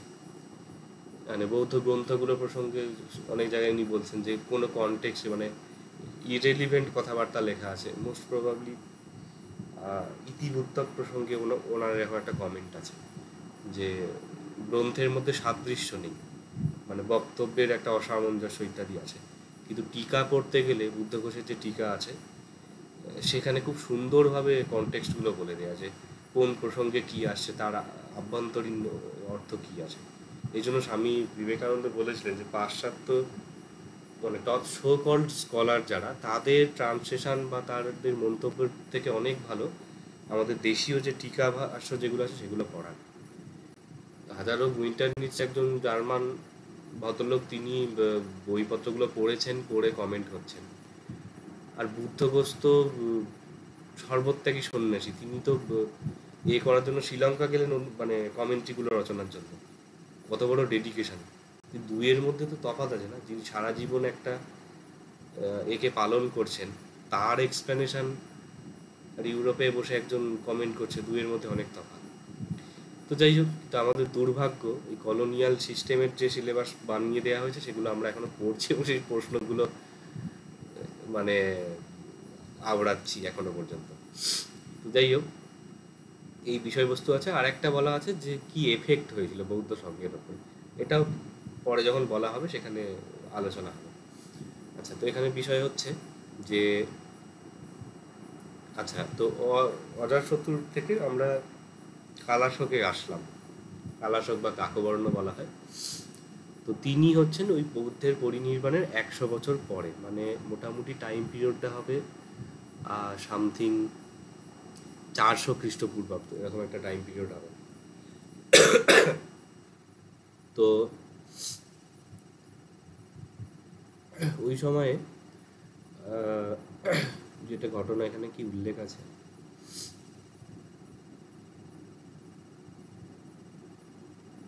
আচ্ছা নোটটা থেকেই বলি। এখানে ওই একই কথা বলা, সঙ্গীতি কাকে বলে সেটা বলা হয়েছে। দ্বিতীয় সঙ্গীত সম্পর্কে আমরা কোথা থেকে জানতে পারি, এইগুলো ওই একই আছে, চূল্যবর্গ আছে, দীপবংশ, মহাবংশ, এইসবে এইটা বলা হলো যে কোথা থেকে আমরা সোর্সগুলো পাচ্ছি। এবারে গিয়ে সঙ্গীতের বিষয়বস্তু শুরু হচ্ছে। আচ্ছা, এইখানটা একটুখানি গল্প একটা বলতে হবে, সেটা হচ্ছে যশ নামে একজন পশ্চিম দেশীয় ভিক্ষু, পশ্চিম মানে ওয়েস্ট না, মানে ভারতবর্ষের পশ্চিম, মানে একদম এখনকার মধ্যে গুজরাটের পশ্চিম না, মানে ওই মথুরা ফথুরা যে অঞ্চল, সুরসেন যে অঞ্চলগুলো আছে, এই জায়গায় মানে বুদ্ধিজম যতটা স্প্রেড করেছে 100 বছরের মধ্যে, মানে বুদ্ধের মানে মানে বৌদ্ধ ধর্ম তৈরি 100-150 বছরের মধ্যে, তার যে পশ্চিম রিজিয়ান মানে কুরু পাঞ্চাল ওই রিজিয়ানের ভিক্ষু, তিনি বৈশালী এসেছেন। বৈশালী কি, বৈশালী হচ্ছে সেই সময় ভারতবর্ষের মানে রাজনৈতিক ভরকেন্দ্র। প্রথমে তো মগধে ছিল, মানে রাজগৃহ থেকে পাটলিপুত্রে রাজা অজাতশত্রু শিফট করলেন, সেখান থেকে কালাশোকের সময় শিফট হলো বৈশালীতে। তো বৈশালী হচ্ছে ভারতবর্ষের রাজনৈতিক ভরকেন্দ্র এবং ক্যাপিটাল। তো অবভিয়াসলি যেটা হয়, রাজধানীতে তো মানে বৈভব অনেক বেশি হয়, এবং যত বৈভব বাড়ে মানে অ্যারেঞ্জমেন্ট, আচার আসন, সেখানে স্পিরিচুয়ালিটি এমনিই কমে যায়, এটা সত্য। তো বরং যারা বনে জঙ্গলে গিয়ে তপস্যা করেন তাদের মধ্যে এই নিষ্ঠা বা ত্যাগ ইত্যাদি অনেক বেশি থাকে। তো উনি এসেছেন বৈশালী, এসে দেখেন ওই উপশতর দিনে, উপশত হচ্ছে পূর্ণিমা অমাবস্যাতে বৌদ্ধদের হয়, মানে প্রাতিমোক্ষ পাঠ হয়, এবং বৌদ্ধ গৃহস্থ যারা তারা উপোস করে এবং ওই ধর্ম কথা শ্রবণ করতে যায়, পঞ্চশীল গ্রহণ করে ইত্যাদি, মানে ব্রতর মতন এক প্রকার। তো ওইখানে গেছেন, গিয়ে দেখেন একখানা বিহারের মধ্যে কি বালুকারাম মানে বলা আছে, চুল্লবর্গে বালুকারাম বলা আছে, মানে যে বৈশালীর বিহার ছিল, সেখানে এর পাত্রে কাংস পাত্র, কাঁসার পাত্র রাখা হয়েছে, তাতে জল রাখা হয়েছে, আর গৃহস্থরা গিয়ে তাতে মানে টাকা পয়সা দান করছে। টাকা পয়সা তো তখনকার মুদ্রা হতো, রৌপ্য মুদ্রা বেসিক্যালি, ওই সময় যে ছিল যেটা কারেন্সি, ওই কারসাপন টারসাপন ছিল না, কারসাপন, মাস, পাদ, কাকনি, এগুলো তখনকার ইউনিট। তো ওইটা দেখে উনি দেখছেন, আরে এ তো সোনাদানা মুদ্রা নেওয়া নিষিদ্ধ ভিক্ষুদের জন্য, আর এরা এগুলো কালেক্ট করছে। তখন উনি গিয়ে ওই উপাসকদের, মানে যারা গৃহস্থ ভক্ত, তাদের বলছেন যে আপনারা এরা দেবেন না, এটা বুদ্ধের যে উপদেশের বিরুদ্ধ, তার নীতি বিরুদ্ধ। এইটা বলতে তখন তারা সব দেয়া বন্ধ করে দিয়েছে। এদিকে ওই বৈশালীর বজ্জিপুত্তক ভিক্ষু বলা হয়, এই যে বৃজিপুত্তক বলা আছে, বৃজি রাজ্যের বলে বৃজিপুত্তক, পালিটা বজ্জিপুত্তক বলা হয়, ব অন্তস্থ বদি হয়। তো ওরা তখন হয়ে ওনার প্রতি শাস্তি প্রদান করেছে। কি এটা বলে, তর্জনীয় কর্ম না উপেক্ষণীয় কর্ম, এরকম বলা হয়। এগুলোই বিনয়ের মানে অত সেই লয়ের জিনিস, বিনয় পিটকের যে জিনিসগুলো আছে ওই রকম একটা কিছু হবে। তো যাই হোক, উনি তখন ওখান থেকে চলে যান পশ্চিম দেশে গিয়ে। যারা অভিজ্ঞ ভিক্ষু ছিলেন, যেমন রেবত, তারপর শানবাসী বা এরকম নামগুলো মনে পড়ছে না, তো তাদের বলেন দেখুন ওখানে এইরকম সব চলছে। তো তখন পশ্চিম দেশ থেকে সব ভিক্ষুরা সমবেত হয়ে আসেন, যে এরা যখন আসছে তখন বজ্রীপুত্তক ভিক্ষুরা, এরা তো রাজধানীর ভিক্ষু, এরা গিয়ে কালাশককে বলেন যে এই সব ভিক্ষুরা আসছেন আমাদের বৈশালীর যে বৌদ্ধ বিহার দখল করার জন্য। তখন ইনি রাজা এসে করেন, মানে প্রোটেকশন দেন। এবার একখানা দ্বন্দ্বের পরিস্থিতি তৈরি হয়। তখন গিয়ে ওই কালাশকের মধ্যস্থতা হয় যে ঠিক আছে, বিচার সভা হবে, যে হ্যাঁ এই যে সোনাদানা নেয়া, এবং আরও 10খানা নিয়ম ছিল, নিয়ম নয় মানে 10খানা মানে বুদ্ধ যা বলে গেছেন তার বিরুদ্ধ কাজ এরকম চালু হয়েছিল। কেউ দশবস্তু বলা হয়, 10 বস্তু, পালিটা দশবত্থুনি বলা হয়। এটা নিয়ে প্রশ্ন থাকে। আচ্ছা, এখানে প্রশ্নটা দেয়নি, এটা তো দেওয়া উচিত, শব্দটা লিখে না, এটা এইভাবে দেয় অনেক সময়। What do you mean by Dasavatthuni? দশবত্থুনি, দশ বস্তু, বস্তুটা পালিতে বত্তু হয়, আর নি হচ্ছে প্লুরাল হচ্ছে, এটা তোমরা পড়বে গ্রামার ক্লাসে। উকারান্ত শব্দ, এটা উকারান্ত শব্দের প্লুরালে নি হয়, প্লুরালে নর নরা বত্থু বত্থুনি এরকম হচ্ছে। তো what do you mean by দশবত্থুনি মানে কি বোঝো? ওইটাও একটা দ্বিতীয় সঙ্গীতি রিলেটেড প্রশ্ন। আচ্ছা, আজকে একটু 10:30 পর্যন্ত ক্লাস নিয়ে নিচ্ছি, কেননা 3টে সঙ্গীতি তাহলে হয়ে যাবে, বা 2টো সঙ্গীতিও পড়ানো যায়, পরের দিন বাকি 2টো পড়িয়ে দেওয়া যায়। আর এইগুলো না, মানে এগুলো তো একদম কোর জিনিস, এগুলো মানে এই শুধু নোটটার জন্য নয়, গোটা যে পালি 400 নাম্বার পড়বে তাতে ঘুরে ফিরে এই কনসেপশনগুলো কাজে লাগবে, যার জন্য এটা ধরে ধরেই পড়া উচিত। আচ্ছা, তো ওই দশবর্ধনীর কথা উঠলো, হ্যাঁ, তো তখন ওটা বিচার সবার হয় যেগুলো কি ঠিক। তো তখন পশ্চিম দেশীয় ভিক্ষুরা তারা পুরো রেফারেন্স দিয়েছেন, দেখুন এই বিনয় পিটকে বলা আছে এটা ঠিক না, এটা করা উচিত না। তো তখন গিয়ে যে পশ্চিম দেশীয় যে মত, যেটা মানে প্রাচীন মত যেটা, সেটাই অ্যাকসেপ্টেড হয়। আর এখানে যারা ছিলেন তাদেরকে সংঘ থেকে বহিষ্কার করা হয় যে আপনারা অনাচার করছেন। সেই দশবস্তু কি সেটা এখানে উল্লেখ আছে। আচ্ছা, দশবস্তু কি এর আগে বলা যেটা, যে এখানে কি আছে, ও এখানে গল্প লেখা আছে ওই জলপূর্ণ কাংশপত্রের তো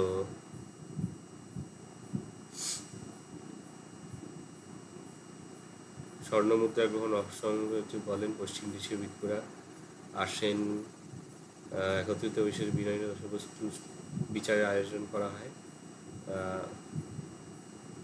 আচ্ছা, ওই যে বিচার সভা যেটা হয়, বলা হয় যে কালাশকের রাজত্বকালে, এটা দীপবংশে বলা হয়েছে, দশম বর্ষে কুটাগারশালায় আয়োজন করা হয়। অপরপক্ষে মহাবংশ, তুল্যবর্গ ইত্যাদি গ্রন্থে বালুকারামের উল্লেখ হয়েছে। এরা দীপবংশে বলছে কুটাগারশালায়, মহাবংশ তুল্যবর্গের মধ্যে বালুকারামের উল্লেখ আছে, মানে কোন জায়গায় হয়েছিল সেটা। উক্ত সভাতে পূর্বাঞ্চলীয় ভিক্ষুদের মধ্যে, পূর্বাঞ্চল মানে হচ্ছে বৈশালী, বৈশালী তো আমাদের বিহারে পড়ছে, পশ্চিম দেশ মানে তো বললাম দিল্লি ফিল্লি, ওই যে পূর্বাঞ্চল ওই দিকের। তো পূর্বাঞ্চলের ভিক্ষুদের পক্ষ থেকে সর্বকামী, সাড়, ক্ষুদ্র শোভিত, বশবগামী, পশ্চিমাঞ্চলীয় ভিক্ষুদের মধ্যে রেবত, সম্ভূত, যশ, সুমন প্রভৃতি স্থবির নির্বাচিত হন, দিয়ে সভা হয়। তো অতঃপর সংঘের অনুমতিতে রেবতথের সর্বকামী থেরকে দশবস্তু বিনয় সঙ্গত কিনা জিজ্ঞাসা করলে কোন কোন নিয়ম বিনয় বিরুদ্ধ তা তিনি প্রকাশ করেন। আর দশবস্তু শেষে বলছি আমি, বিনয় বিরুদ্ধ বলে প্রমাণিত হলে, মানে ওই টাকা পয়সা নেওয়ার ব্যাপারটা যেমন একটা আছে। তুল্যবর্গের বর্ণনা এখানেই শেষ হয় এবং বলা হয় সপ্তশত ভিক্ষু এখানে সমবেত হয়, এটা সপ্তশতিক বিনয় সঙ্গীতি নামে পরিচিত হয়। এই জন্য তুল্যবর্গের যে দ্বাদশ স্কন্ধ সেটার নাম হচ্ছে সপ্তশতিক খণ্ড। অপরপক্ষে দীপবংশাদি গ্রন্থে বলা হয়েছে যে আরও 8 মাস ধরে এই সঙ্গীতি অনুষ্ঠিত হয়েছিল। আচ্ছা, এরপরে বলছে যে অধর্মবাদী ভিক্ষু যারা আছে তারা অন্য একটা সঙ্গীতি আহ্বান করেন, তারা সংখ্যায় ছিলেন 10,000। তো এই সঙ্গীতি এই জন্য মহাসঙ্গীতি নাম ধারণ করে এবং এতে যারা যোগদান করে তারা মহাসঙ্গীত নামে পরিচিত হয়। এবং তারা কি করে, ধর্ম বিনয়ের বহু অংশ বর্জন করে তার ক্রম পরিবর্তন করে, মানে চ্যাপ্টারগুলো যেমন আছে, ধরো পারাজিকা পাচিত্রী একটা সংকলন আছে, এগুলোকে চ্যাপ্টার পরিবর্তন করে বা অর্থের অপব্যাখ্যা করে মূলের প্রতিরূপ, মানে মেন যে ধর্মবিনয় সংকলন ছিল প্রথম সঙ্গীতি, তার অনুরূপ একখানা নিজেদের ভার্সন বানিয়ে নেন। অবশেষে দ্বিতীয় সঙ্গীতির শেষে বৌদ্ধগণ স্বতন্ত্র 2টি সম্প্রদায়ে বিভক্ত হন, একটা হচ্ছে থেরবাদী, একটা হচ্ছে মহাসঙ্গী। থেরবাদী হচ্ছে মানে হচ্ছে স্থবির, মানে অভিজ্ঞ ভিক্ষু, প্রাচীন ভিক্ষু। বলা হয় যে এই সঙ্গীতিতে এই যে সানবাসী, সর্বকামী প্রভৃতি কিছু স্থবির ছিলেন যারা বুদ্ধকে দেখেছেন, মানে 100 বছরের ওপর বয়স্ক ভিক্ষু। এবং অনেকে আছে যারা আনন্দকে দেখেছেন। আনন্দকে দেখেছেন কেন, মানে আনন্দ তো মানে সূত্রপিটকের অংশটা সংকলন করেছিলেন না, তাহলে স্বয়ং আনন্দকে দেখেছেন মানে তিনি সেরকম প্রাচীন ভিক্ষু, অভিজ্ঞ ভিক্ষু। তো স্থবিরদের মতবাদে যারা বিশ্বাসী তারা হলো স্থবিরবাদী, মানে প্রাচীন মতের। আর মহাসঙ্গীত হচ্ছে পরে যারা এই মহাসঙ্গীতি হয়েছিল তাদের যারা অনুসারী। তো এই দুটি সংঘ, মানে বৌদ্ধরা প্রথম বিভাজন হলো। তো এইটা হচ্ছে দ্বিতীয় সঙ্গীতির কনটেক্সট, এফেক্ট অন বুদ্ধিজম বলা যায়, এবং এটা ভীষণ ইম্পর্টেন্ট। পরবর্তীকালে দেখা যায় এই থেরবাদীরা আবার 11টা ভাগে বিভক্ত হচ্ছে, মহাসঙ্গিকরা 7টা ভাগে। তো 7 আর 11 18খানার সম্প্রদায় তৈরি হচ্ছে অশোকের সময়। তো ওটা তৃতীয় সঙ্গীতির কনটেক্সট। তো এইখানে মোটামুটি বিষয় হচ্ছে, আর এই রিভিউটা শেষে বলছি, তার আগে দশবস্তুগুলো বানাও। এখানে পালি লেখা আছে। তো 10টা নিয়ম দেখো, কপ্পতি সিং, বানান ভুল এত আমি খেয়ালও করিনি, এটা সিঙ্গি হবে, সিঙ্গা হয়ে গেছে, সিঙ্গি লোনকপ্প। আচ্ছা, এখানে একটা বলার, তোমাদের যদি খুব কষ্ট হয় তাহলে পালিটা নাও মুখস্থ করতে পারো, বাংলায় লেখাটা লিখে দিতে পারো, আর যদি পালিটা তৈরি করতে পারো তো ভালো। সিঙ্গি কপ্পতি মানে হচ্ছে সম্ভব, সিঙ্গি লোন হচ্ছে শৃঙ্গের মধ্যে লবণ, লবণটা পালিতে লোন হচ্ছে গপ্প। তো শৃঙ্গের মধ্যে লবণ সঞ্চয় করা যাবে। এখানে কনটেক্সট হচ্ছে বৌদ্ধ ভিক্ষুদের কোনো রান্না করা জিনিস ছাড়া, মানে কাঁচা জিনিস যেটা, আহ, সেটা সঞ্চয় করার কোনো নিয়ম নেই। মানে চাল ডাল, তারপরে ঝাল মশলা, যেগুলো রান্নার জিনিস, সেগুলো সংগ্রহ করার নিয়ম নেই। মানে ভিক্ষা করে খেতে হবে, নাহলে কারোর নিমন্ত্রণ হলে নিমন্ত্রণে খেয়ে আসতে হবে। তো এইটারই হচ্ছে যে বর্ষাবাস যখন হয়, মানে এই 3 মাস হচ্ছে, তখন তো বাইরে যাওয়া যাবে না, তখন নুন টুন পাওয়া যাবে না। তো ওই জন্য শিঙের মধ্যে, শিঙের পাত্রে, আগে তো এইসবগুলো ব্যবহার করা হতো পাত্রগুলো, এখনো তো শিং টিংয়ের অনেক কিছু ট্রাইবাল মানুষজন মনে হয় ব্যবহার করে পাত্র হিসেবে। তো তাতে লবণ রেখে সঞ্চয় করে রাখা যায়। তারপর বলছে কপ্পতি দ্বঙ্গুলো কপ্প, দ্বঙ্গুলো মানে হচ্ছে দুই অঙ্গুলো, দ্বঙ্গুলো দুই আঙুল। দু আঙুলের ব্যাপারটা কি? বৌদ্ধ ভিক্ষুদের নিয়ম হচ্ছে, এগুলো ভালো করে শুনবে, পারলে কথাগুলো খাতায় লিখে রাখতে পারো, এখন না হলেও অ্যাটলিস্ট রেকর্ডিংও যদি দেখো তখন লিখে রাখবে। তো বৌদ্ধ ভিক্ষুদের নিয়ম হচ্ছে যে দুপুর 12টার পরে কোনো কঠিন খাবার খাওয়া যাবে না। দুপুর 12টা মানে হচ্ছে দ্বিপ্রহর, যেটা এখন তো আমরা ঘন্টায় বলি, তখন তো ওই প্রহর প্রহর হিসেবে গণনা হতো। এখন, তখন তো ঘড়ি ছিল না, ছায়া দেখে মাপা হতো। মানে ছায়াটা যখন ওই মাথার ওপর এলো, মানে তখন হচ্ছে 12টা বাজে। এবার এরা নিয়ম করছে কি, যে ঠিক আছে ছায়াটা আরো, মানে পূর্ব দিকে, মানে ছায়াটা পুরো মাথার ওপর এলো, দিয়ে আরো 2 আঙুল সরে যাওয়া পর্যন্ত, কত হবে, তো আধা ঘন্টা সময় পাওয়া যাবে এক্সট্রা। ওই এক্সট্রা টাইম ওই পর্যন্ত খাওয়া যাবে, 2 আঙুল ছায়া সরা পর্যন্ত। এটাও কিন্তু এই মানে খুব সূক্ষ্ম নিয়মের পরিবর্তন, মানে বুদ্ধ যা বলেছেন তার থেকে, কিন্তু এটাই অবক্ষয়ের সূচনা বলা যেতে পারে। তারপরে কপ্পতি গামান্তর কপ্প। গামান্তরের ব্যাপার হচ্ছে যে ভিক্ষুদের নিয়ম হচ্ছে 12টার মধ্যে তো খেতে হবে, কিন্তু একবারই খেতে হবে, দুবার খাওয়া যাবে না। মানে আমি সকালে মানে 8টার সময় এক জায়গায় খেয়ে এলাম, তাহলে 12টা পর্যন্ত খাওয়া যাবে, আবার আর এক জায়গায় খেতে যাব, এইরকম হবে না, এক জায়গাতেই করতে হবে। তো একবার ভোজন করে আবার অন্য গ্রামে ভোজন করা যাবে, এইটাই বৈশালীর ভিক্ষুরা করেছিল, মানে দুবার খাওয়া। কপ্পতি গ্রামান্তর মানে হচ্ছে গ্রামান্তর, অন্য গ্রাম। কপ্প, আচ্ছা, কপ্পতি আবাস কপ্প, এটারই হচ্ছে সীমা। এগুলো সব একটু টিপিক্যাল টার্ম আছে। সীমার ব্যাপারটা হচ্ছে আমাদের যেমন আহ, মানে আমাদের যে জেলা, মহকুমা, যে মানে ডিভিশনগুলো হয় শাসনের জন্য, না মানে শাসন, জুডিশিয়াল, এইসবের জন্য। মানে একটা থানায় কোনো ঘটনা ঘটলে সেটা ওই থানাতেই যেতে হবে, অন্য থানায় গিয়ে কেউ জিডি করতে পারো না, ইত্যাদি। তো সিমিলার হচ্ছে বৌদ্ধ সংঘের এখন সীমা হয়, মানে একটা বিহার, তার একটা সার্টেন এরিয়ার মধ্যে যতজন ভিক্ষু থাকছে, বা সার্টেন এরিয়ার মধ্যে যা কিছু ঘটনা ঘটবে, তার যে বিচার ইত্যাদি, সেটা ওই একটা নির্দিষ্ট সংঘের মধ্যেই হবে, এবং ওটাকে সীমা বলা হয়, এরিয়া নির্ধারণ করা হবে। হয়তো কোনো নদী, কোনো জঙ্গল, পাহাড় দিয়ে একখানা সীমা, যে এর মাঝের এরিয়াটা ওই সংঘের অন্তর্গত। তো ওখানের মধ্যে কোনো কিছু বৌদ্ধ সংঘ জনিত কিছু হলে সেটা ওখানে বিচার হবে। এবং বিচার কখনো উপশতর দিনে, ওই তোমাদের বলেছিলাম পড়ানোর সময় যে পূর্ণিমা অমাবস্যাতে উপশতর দিনে প্রাতিমোক্ষ পাঠ করা হতো এবং বিচার হতো আর কি অপরাধ হয়েছে। তো এই উপশত হচ্ছে কিন্তু ওই মানে বিচার সভা। এবার এইখানের ব্যাপারটা হচ্ছে, তাহলে একটা সীমানার মধ্যে ধরো কি এক্সাম্পল, ধরো কি দমদম একটা এলাকা যদি বলে, দমদম তো থানা আছে, দমদম থানার মধ্যে যদি যা কিছু ঘটনা হবে সেটা একটা জায়গাতেই বিচার হবে।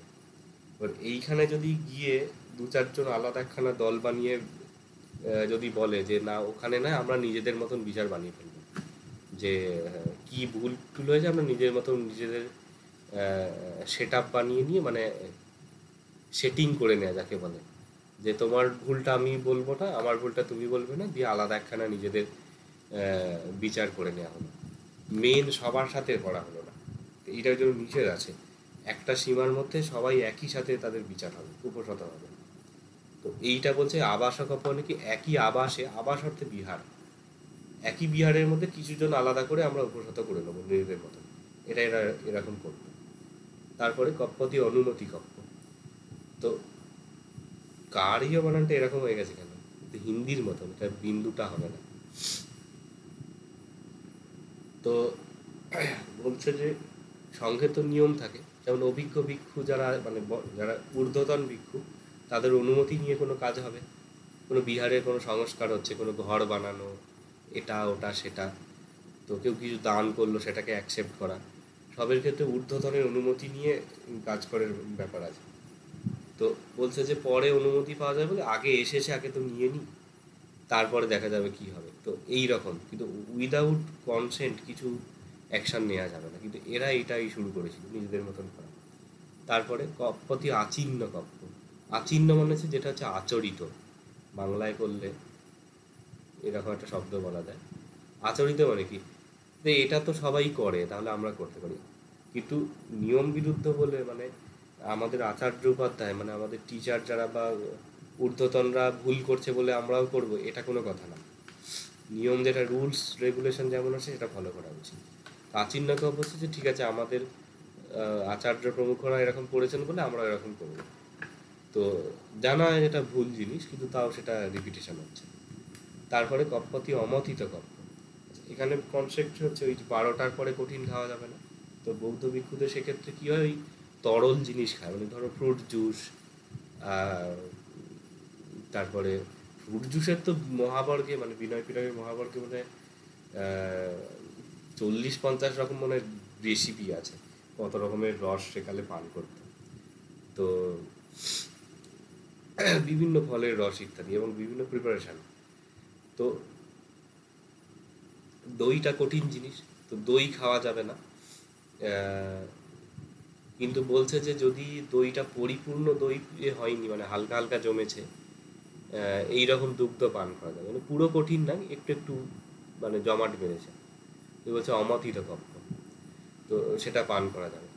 তারপরে কপ্পতি জলগিং পাতুম। জলগি হচ্ছে ইয়ে মানে যেটা ইয়ে কি লিকার না কি বলে, অ্যালকোহল, অ্যালকোহল এর তালে তাড়ি যেটা বলে না, তাল রস, গ্রামাঞ্চলে তো হয় গ্রীষ্মের সময় তাল রস তৈরি হয়। অ্যাকচুয়ালি তাল রসটা তো তাল রস, খেজুরের রস হয়, ওটাকে রেখে দিলে ফার্মেন্টেড হয়ে ওটা ওই গেজে যায়, তাড়ি হয়ে যায়। তো বলছে পরিপূর্ণ সুরায় পরিণত হয়নি এমন তাল রস পান করা যাবে। বৌদ্ধ ভিক্ষুদের কিন্তু যে কোনো মানে নেশার দ্রব্য পান করা নিষেধ, কিন্তু যেটা পুরোপুরি হয়নি, হালকা হালকা ফার্মেন্টেড হয়েছে, সেটা পান করা যাবে। সেই তাল রসের নাম হচ্ছে জলগি। আর কপ্পতি অদশকম নিষিদ্ধ। দশা মানে হচ্ছে ঝালর, ওই আসনের ধারেতে এরকম ঝিলমিল ঝিলমিল মানে সুতোগুলো এক্সেস থাকে না, একটা তো মোড়া হয়, খুব সুন্দর করে পাড় বাঁধানো হয়। মহিলাদেরও তো অনেক সময় শাড়ি ওড়না প্রান্ত দেশটা এরকম সুতো বেরিয়ে থাকে না, ওই ঝালোর মতন, ওইটা হচ্ছে দশা। তো এন্ড যেটা মানে পাড় যেটা, তুই বাঁধানো নয় এমন পাড়। তো বলছে ওরকম ঝালরযুক্ত আসন, মানে চারপাশে এরকম ঝিলবিলি টিলবিলি আছে, ওরকম আসন ব্যবহার করা যাবে। নিষিদন মানে আসন, নিষিদতি মানে বসা বোঝায়। তো ওই রকম ওই সুন্দর চিত্র মানে কাজ করা আসনে বসা নিষেধ। আর শেষে বলছে কপ্পতি জাতরূপ রজতম। জাতরূপ মানে হচ্ছে সোনা, রজত মানে তো জানো রূপ, রজত জয়ন্তী সিলভার জুবিলি। তো সোনা রূপার জিনিস ব্যবহার করা নিষেধ, বা সোনা রূপার মুদ্রা গ্রহণ নিষেধ। কিন্তু ওরা ওটা বলছে যে না, গ্রহণ করা যাবে। তো এইটার কনটেক্সটে গিয়ে ওই যশ বলে স্থবির তিনি গিয়ে দেখেন যে নিয়ে ঝামেলাটা শুরু হলো। তখন গিয়ে দেখা গেল না, এরকম একটা না 10খানা জিনিস এরা এরকম মানে নিয়ম বিরুদ্ধ কাজ করছে।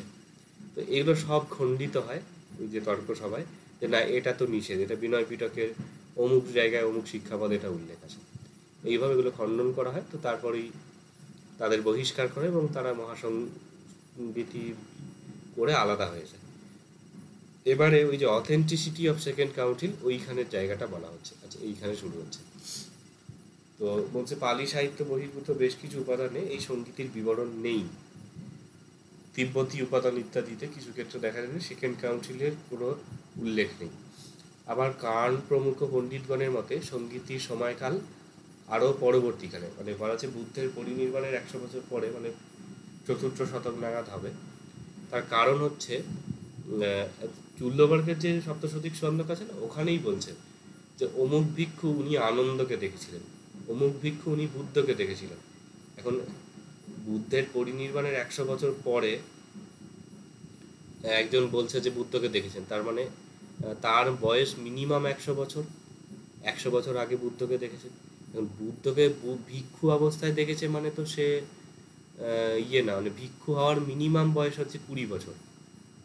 তো 20 বছর ভিক্ষু হয়েছে, তারপর বুদ্ধকে দেখেছে, তারপরে 100 বছর পরে গিয়ে সে দ্বিতীয় সঙ্গীতিতে রেফারেন্স দিচ্ছে, তার মানে মিনিমাম বয়স 120 বছর।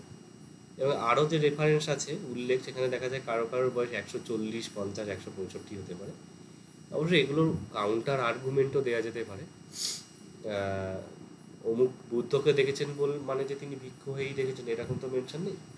হতে পারে হয়তো শিশুকালে দেখেছেন 5-6 বছর বয়সে, তো তাহলে বয়স সীমাটা আর একটু কমে। তো ওই জন্য বলছেন যে এর এত বয়স আবার হয় নাকি মানুষের, তো কারণ তারা বুদ্ধকে দর্শন করেছিল। এবং আরও বিভিন্ন মতের মধ্যে বৈসাদৃশ্য আছে, কিন্তু পালি ত্রিপিটক একরকম বলছে, এবং চুল্লবর্গ বলছে যে বালুকারামে, মহাবংশ বলছে কুটাগারশালায়, এরকম মতানৈক্য আছে। তো এইসব দেখে আরও ফ্র্যাঙ্কে ইনি এই সঙ্গীতই যে বাস্তবে সংঘটিত হয়েছিল কিনা সেটা তিনি অস্বীকার করতে চেয়েছেন। এগুলো পড়লে এখন ভীষণ বিরক্তি লাগে। ইউরোপিয়ান কালচার বা খ্রিস্টিয়ানিটি সম্পর্কে এরকম কোনো কিছু আরোপ করা হয় না, কিন্তু আমাদের বেলাতে সর্বক্ষণ এই ধরনের সংশয়গুলো প্রকাশ করা। তো যাই হোক, তবে দশবস্তুর বিষয়ে সত্য হলে বিবাদ নিষ্পত্তির জন্য যে সঙ্গীতটি অনুষ্ঠিত হয়েছিল এর সত্যটা স্বীকার করা যায়। এর কিছুটা রেফারেন্স আছে, এগুলো আসলে আমার বিষয় না, আমি তো ব্যাকরণ নিয়ে রিসার্চ করছি।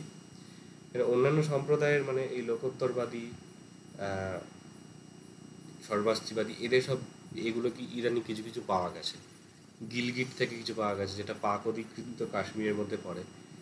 কিছুটা ওই তুর্কিস্তানের যে জায়গাগুলো আছে, বুদ্ধিস্ট সেন্টারগুলো ছিল না, কাশগড়, হোটান, ইয়ারখন্দ, সমরখন্দ, কুচা, এই যে সেন্টার ছিল বুদ্ধিস্ট সেন্টার, পেশোয়ার, এই জায়গার অনেক মনাস্ট্রি ইত্যাদি থেকে অনেক ম্যানুস্ক্রিপ্ট ইদানিং পাওয়া গেছে। সেখানেই মানে পালি ভার্সান যেটা আছে, মানে স্থবিরবাদীদের ত্রিপিটক ছাড়াও অন্যান্য ত্রিপিটক আবিষ্কার হয়েছে। সেখানের এই কম্পারেটিভ স্টাডিতে দেখা যাচ্ছে না এইরকম কিছু ঘটনা ঘটেছিল, কারণ এই নিয়মের তারতম্য আছে।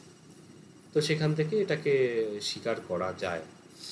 আচ্ছা, আমার মনে হয় আজকের মতন এই দুটো সঙ্গীতই থাকলেই ভালো হয়। এটা ভালোভাবে বাড়িতে পড়ো এবং আনুষাঙ্গিক যে বিষয়গুলো আমি বলেছি এগুলোকে মনে রাখবে। আশা করি তোমরা খাতায় নোট করে রেখেছো, নাহলে নোট করে রাখবে, কেননা এই জিনিসগুলো ঘুরে ফিরে কিন্তু বিভিন্ন রেফারেন্সে চলে আসবে। মানে এমন নয় যে জিনিসটা বোঝার জন্য এই ঘটনার বা ইত্যাদি বিষয় কিন্তু অনেক জায়গাতে অনেক নোটের মধ্যে চলে আসবে। মানে এই যে কনসেপ্টগুলো তোমাদের থাকলে ওই নোটগুলো লিখতে বা ওই ডেটাগুলো রিপ্রেজেন্ট করতেও তোমাদের সুবিধা হবে। আচ্ছা, পরের দিনে তাহলে তৃতীয় এবং চতুর্থ সঙ্গীতই পড়ানো হবে। আচ্ছা, ওভারঅল এখানে প্রথম এবং দ্বিতীয় সঙ্গীতই পড়ানো হলো। এখান থেকে কারোর কোনো প্রশ্ন আছে?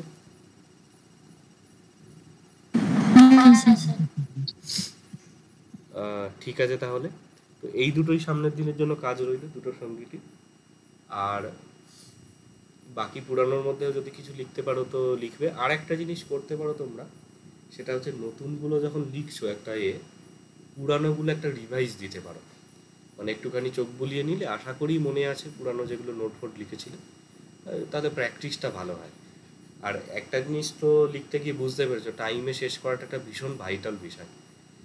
তো তোমাদের এই ছোটো নোটগুলো লিখতেই এরকম টাইম ওভার হয়ে যাচ্ছে, দুগুণ সময় নিয়ে নিচ্ছ।